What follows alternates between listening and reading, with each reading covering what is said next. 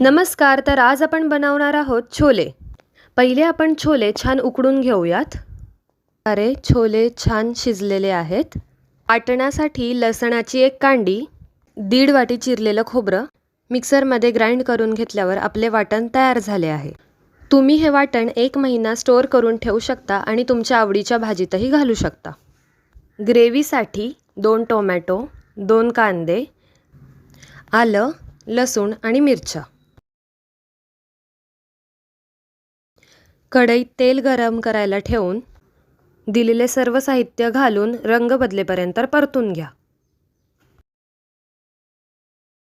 आता हे सर्व मिक्सरमध्ये ग्राइंड करून घ्या. आता एका कढईत तेल गरम करायला ठेवून त्यात मोहरी, कढीपत्ता, हिंग, लसूण खोबऱ्याचं वाटण आणि आपण बनवलेली प्युरी टाकून घेऊयात.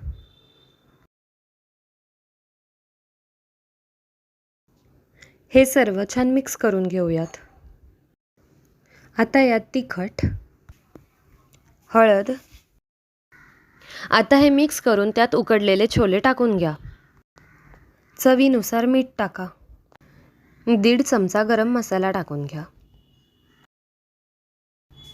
व याला छान उकळी येऊ द्या.